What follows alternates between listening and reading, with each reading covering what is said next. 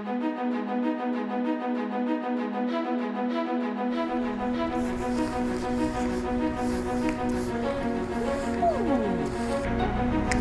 that.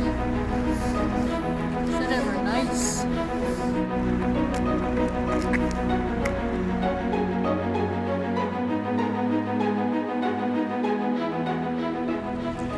Hello everyone, and welcome to Podium HD. I'm your host, John Ardelli, and today we're taking a tour of the HMCS Glace Bay.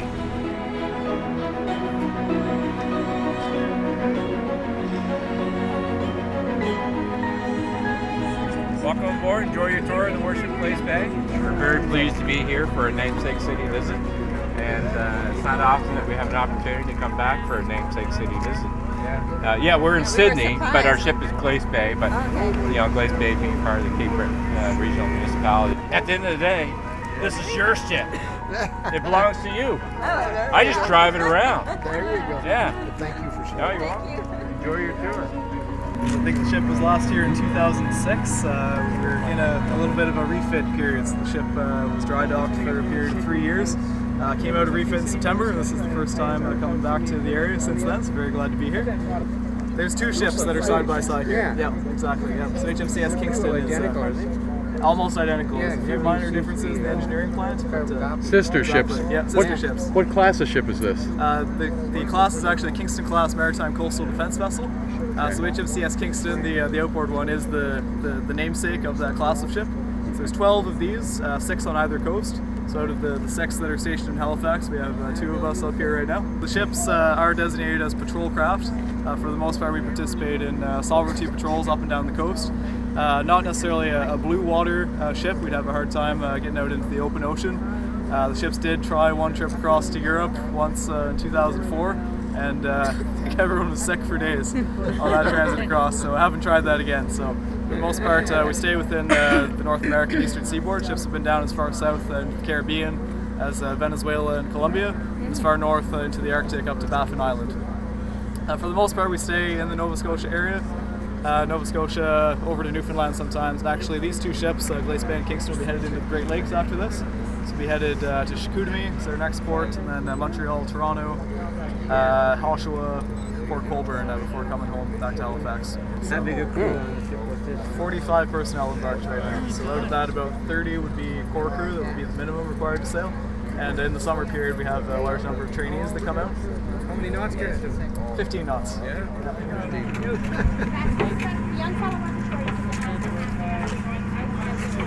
Hello everybody, my name is Abel Seaman Mantha. I'm on board the HMCS Kingston, but today I'm going to be giving you a tour of the HMCS Glace Bay.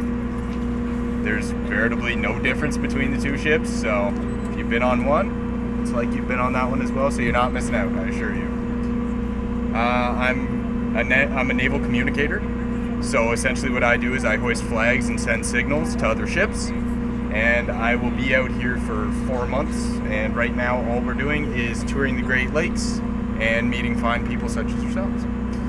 So right now we're on board the sweep deck, and why is it called the sweep deck? Because these used to be minesweepers.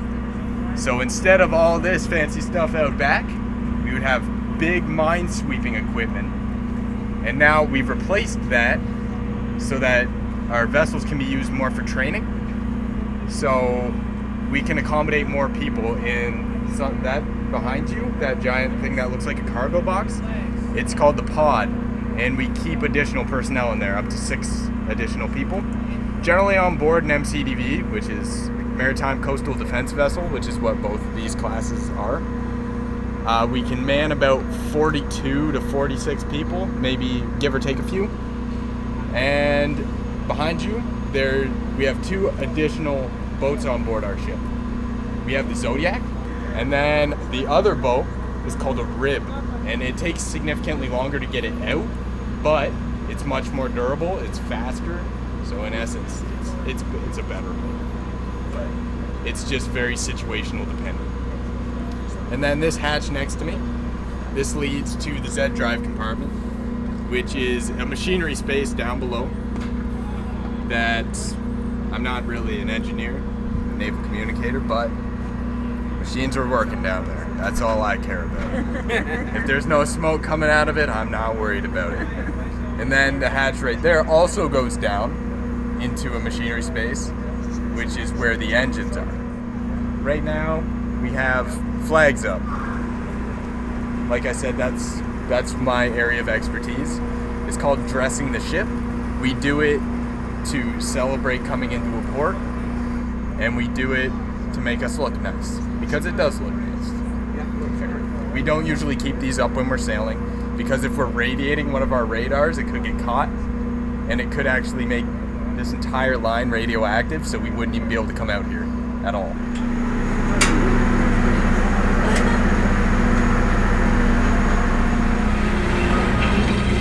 So this area of the ship is called the forecastle, which initially it would have been called the forecastle of your ship, and that's because on older ships they would have big columns like the top of castles essentially, and that's where we would fire our guns from. Like the gun behind you is a 40mm Beaufort cannon. It requires a 3-man team to operate. Its range is about 12 miles, so that's pretty far, and generally the bullets are about this big. I've never actually seen it fired, but I've heard stories that it shakes pretty much the entire ship, so I can believe that for sure. There's also two 50 caliber machine guns up on the brow. Like you've probably seen them in movies. They do exist, I assure you, because they're right there. And then right here, this machine is called the windlass. It's attached to our anchors. So what it does is you release the brakes on it, and then you send the anchor down.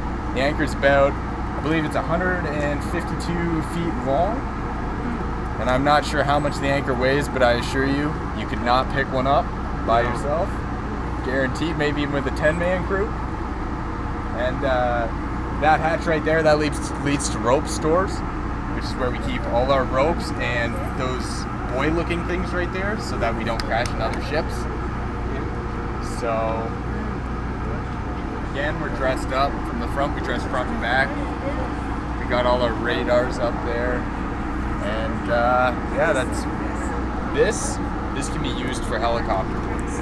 So if there's a casualty on ship, we put him in pretty much a big, almost like banana-shaped thing, and we hoist him up.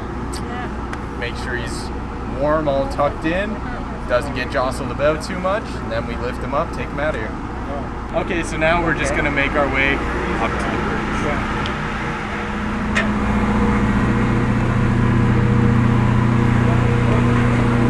This is the bridge.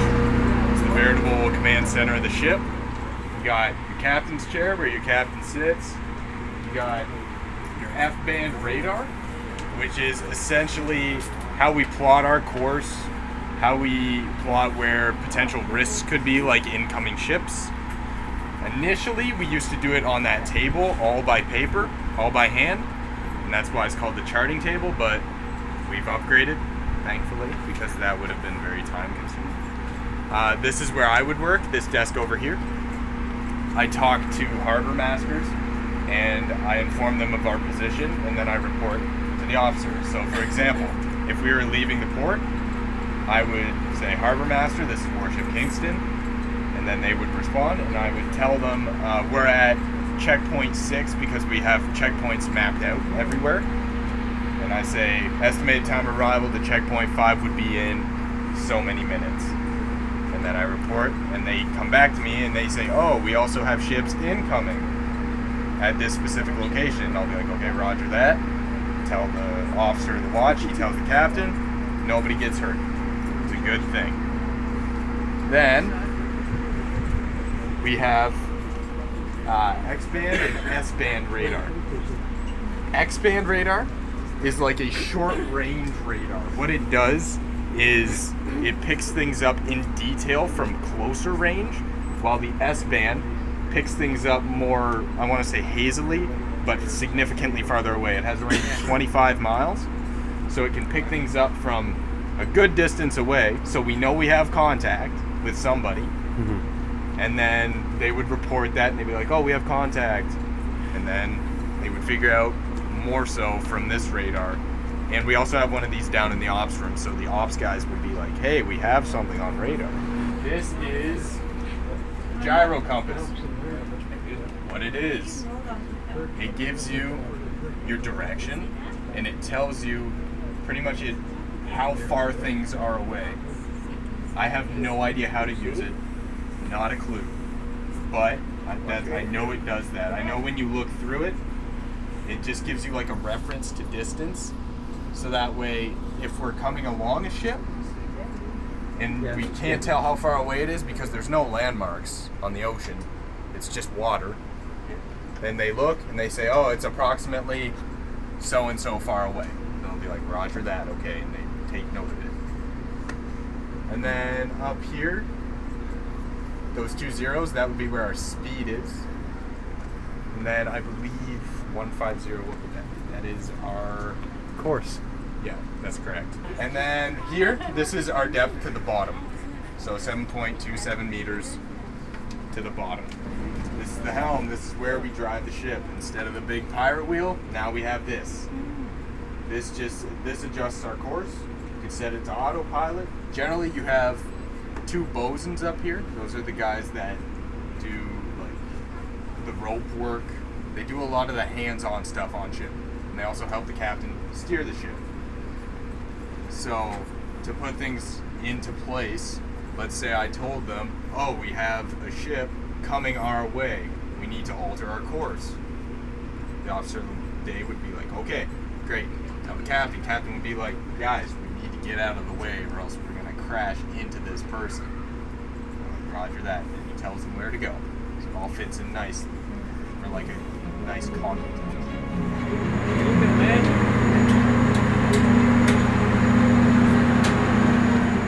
I mean, it's easier going up than coming down.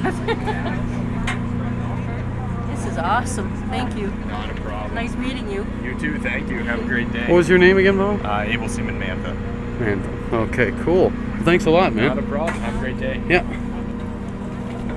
That was awesome. I didn't want to get off, but I'd rather travel on a ship any day than on a plane. You know, I've never been on a plane in my life.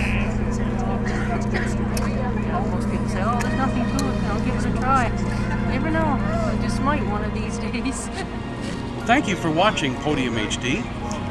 This is probably going to be a semi-regular thing, not like every week like before, because frankly I don't have the storage space or computing power to do that much high-definition video. But hopefully we'll see more videos like this in the future. But in the meantime, thank you for watching and hope to see you soon. Bye for now.